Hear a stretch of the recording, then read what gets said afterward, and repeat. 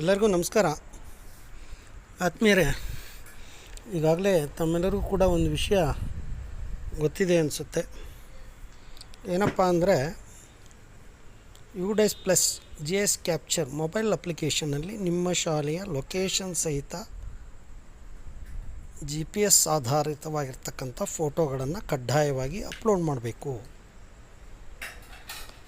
GIS ಅಂದರೆ geographical information system. ಅಕ್ಷಾಂಶ ಮತ್ತು ರೇಖಾಂಶ ಸಹಿತವಾಗಿರ್ತಕ್ಕಂಥ location ಸಹಿತವಾದ ನಿಮ್ಮ ಫೋಟೋಗಳನ್ನು, ಶಾಲೆಯ ಫೋಟೋಗಳನ್ನು UDICE ಪ್ಲಸ್ನಲ್ಲಿ ಅಪ್ಲೋಡ್ ಮಾಡಬೇಕು.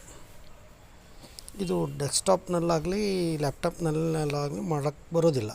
ಇದು ಕೇವಲ ಮೊಬೈಲ್ ಅಪ್ಲಿಕೇಶನ್ ಆಗಿರೋದ್ರಿಂದ ನಿಮ್ಮ ಮೊಬೈಲ್ನಲ್ಲೇ ಇದನ್ನು ಮಾಡಬೇಕಾಗುತ್ತೆ.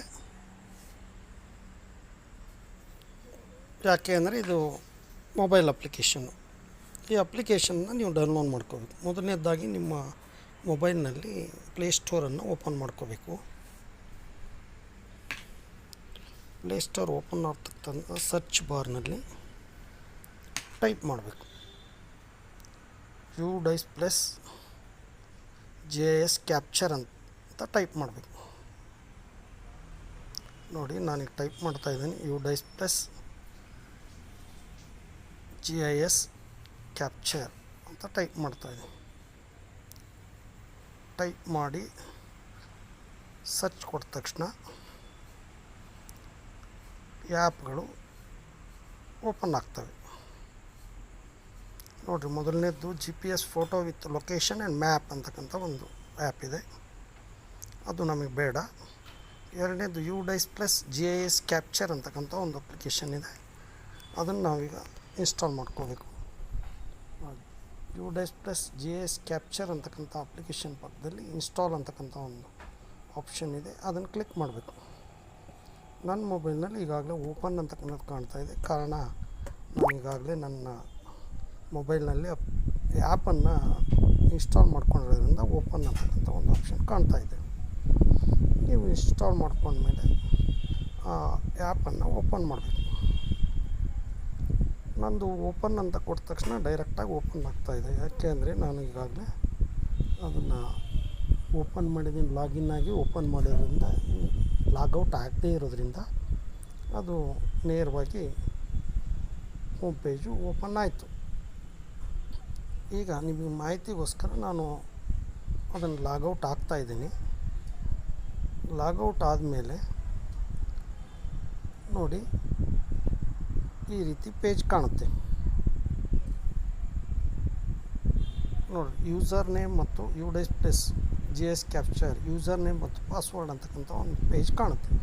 ಯೂಸರ್ ನೇಮು ನಿಮ್ಮ ಶಾಲೆಯ UDICE ಕೋಡು ಕಡ್ಡಾಯವಾಗಿರುತ್ತೆ. ಎಲ್ಲ ಶಾಲೆಯವರು ಕೂಡ ಅವರವ್ರ ಶಾಲೆಯ UDICE ಕೋಡನ್ನು ಹಾಕ್ಬೇಕು.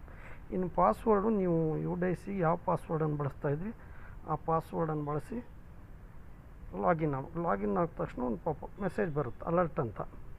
ನೀವು ಅಪ್ಲೋಡ್ ಮಾಡ್ತಕ್ಕಂಥ ಎಲ್ಲ ಫೋಟೋಗಳು ಕೂಡ ಲೊಕೇಶನ್ ಸಹಿತವಾಗಿರ್ತಕ್ಕಂಥ ಫೋಟೋಗಳು ಕಡ್ಡಾಯವಾಗಿರಬೇಕು ಅಂತಕ್ಕಂಥ ಮಾಹಿತಿ.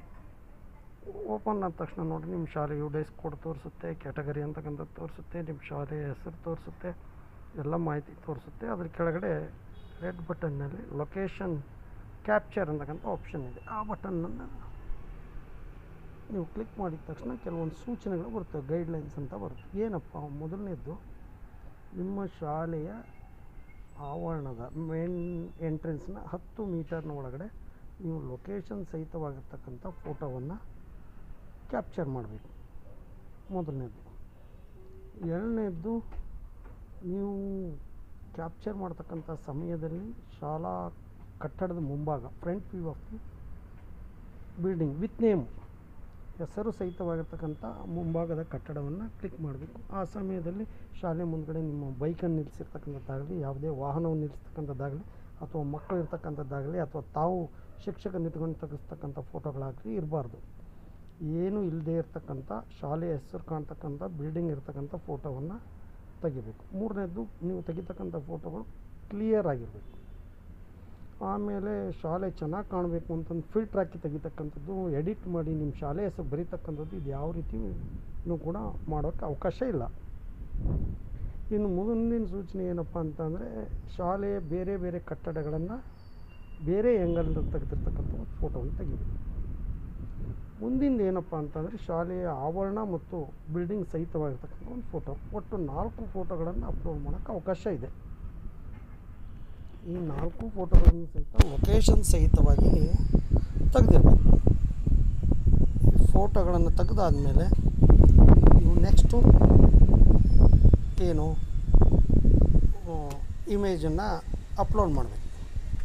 ನೀವು ಶಾಲೆಯ ಆವರಣದ 10 ಮೀಟರ್ ಒಳಗಡೆ ಮೇನ್ ಎಂಟ್ರೆನ್ಸನ್ನು ನೀವು ಕ್ಯಾಪ್ಚರ್ ಮಾಡಿದ ನಂತರನೇ ನೆಕ್ಸ್ಟ್ ಮುಂದಿನ ಫೋಟೋಗಳನ್ನು ಅಪ್ಲೋಡ್ ಮಾಡೋಕ್ಕೆ ಅವಕಾಶ ಇದೆ. ನೀವು ನೇರವಾಗಿ ನಾನು ಲೊಕೇಶನನ್ನು ನಾನು ಕ್ಯಾಪ್ಚರ್ ಮಾಡಿರೋದಿಲ್ಲ ಅಂದರೆ ನೇರವಾಗಿ ನೀವು ಶಾಲೆ ಕಟ್ಟಡವನ್ನು ಕ್ಲಿಕ್ ಮಾಡಿ ಅದನ್ನು ಅಪ್ಲೋಡ್ ಮಾಡೋಕ್ಕೆ ಹೋದರೆ ಫಸ್ಟು ನೀವು ಲೊಕೇಶನನ್ನು ಕ್ಯಾಪ್ಚರ್ ಮಾಡಿ ಅಂತ ಅದು ಒಂದು ಮೆಸೇಜನ್ನು ತೋರಿಸುತ್ತೆ. ಆದ್ದರಿಂದ ಫಸ್ಟು ಲೊಕೇಶನ್ ಕ್ಯಾಪ್ಚರ್ ಮಾಡಬೇಕು. ಶಾಲೆಯ ಮೇನ್ ಎಂಟ್ರೆನ್ಸ್ನ ಹೊರಗಡೆ 10 ಮೀಟ್ರ್ ಒಳಗಡೆ ನಿಂತ್ಕೊಂಡು ಕ್ಯಾಪ್ಚರ್ ಮಾಡಬೇಕು. ಆ ನಂತರದಲ್ಲಿ ಕ್ಲಿಯರ್ ಆಗಿರ್ತಕ್ಕಂಥ 3 ಫೋಟೋಗಳನ್ನು, ಒಂದು ಶಾಲೆಯ ಮುಂಭಾಗದ ಹೆಸರು ಸಹಿತವಾದ ಕಟ್ಟಡದ ಫೋಟೋ, ಎರಡನೇದು ಬೇರೆ ಬೇರೆ ಕಟ್ಟಡಗಳು ಇರ್ತಕ್ಕಂಥ ಡಿಫ್ರೆಂಟ್ ಆ್ಯಂಗಲ್ನಲ್ಲಿ ತೆಗೆದಿರ್ತಕ್ಕಂಥ ಒಂದು ಫೋಟೋ, ಮೂರನೇದು ಶಾಲಾ ಆವರಣ ಮತ್ತು ಎಲ್ಲ ಕಟ್ಟಡಗಳನ್ನು ಒಳಗೊಂಡಂಥ ಒಂದು ಫೋಟೋ. ಈ 4 ಫೋಟೋಗಳನ್ನು ನೀವು ಅಪ್ಲೋಡ್ ಮಾಡಬೇಕು. ಅಪ್ಲೋಡ್ ಮಾಡಿದ ತಕ್ಷಣ ಸೇವ್ ಆ್ಯಂಡ್ ಸಬ್ಮಿಟ್ ಅಂತಕ್ಕಂಥ ಒಂದು ಬಟನ್ ಕಾಣುತ್ತೆ.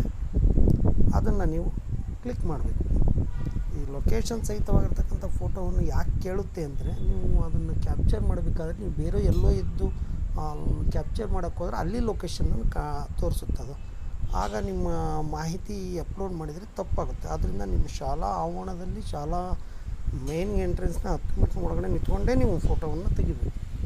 ಈ ನಿಖರವಾದ ಮಾಹಿತಿಯನ್ನು, ನಿಖರವಾದ ಫೋಟೋಗಳನ್ನು ಅಪ್ಲೋಡ್ ಮಾಡಬೇಕಾದ್ರೆ ನಿಮ್ಮ ಶಾಲಾ ಆವರಣದಲ್ಲಿ ನಿಂತ್ಕೊಂಡೇ ನೀವೇನು ಮಾಡಬೇಕು ಅಂದರೆ ಫೋಟೋಗಳನ್ನು ತೆಗಿಬೇಕು. ಆ ಲೊಕೇಶನ್ ಆಪ್ಷನ್ನ ಕ್ಯಾಪ್ಚರ್ ಮಾಡಿದಾಗ ಪ್ರೊಸೀಡ್ ಆ್ಯಂಡ್ ಕ್ಯಾನ್ಸಲ್ ಅಂತ ಬರುತ್ತೆ. ಪ್ರೊಸೀಡ್ ಅಂತ ಕೊಟ್ಟರೆ ಅಲ್ಲಿ ಲೊಕೇಶನ್ ಕಾಣುತ್ತೆ. ನೀವು ಬೇರೆ ಎಲ್ಲೋ ಇದ್ದು ಅದು ಪ್ರೊಸೀಡ್ ಅಂತ ಕೊಟ್ಟರೆ ಅಲ್ಲಿ ಲೊಕೇಶನ್ನು ಬರುತ್ತೆ. ಆದ್ದರಿಂದ ನಿಮ್ಮ ಶಾಲೆ ಆವರಣದಲ್ಲಿದ್ದೇ ನೀವು ಫೋಟೋಗಳನ್ನು ತೆಗೆದು ಅಲ್ಲಿಗೆ ಅಪ್ಲೋಡ್ ಮಾಡಬೇಕು. ಈ ರೀತಿ ಮಾಡಿ ನಿಮ್ಮ ಫೋಟೋಗಳನ್ನು ಅಪ್ಲೋಡ್ ಮಾಡಿದರೆ ನೀವು GIS ಕ್ಯಾಪ್ಚರ್ ಮೊಬೈಲ್ ಅಪ್ಲಿಕೇಶನ್ನಲ್ಲಿ ನೀವು ಸಬ್ಮಿಟ್ ಮಾಡ್ತಕ್ಕಂಥ ಫೋಟೋಗಳು ಯಶಸ್ವಿಯಾಗಿ ಅಪ್ಲೋಡ್ ಆಗ್ತವೆ.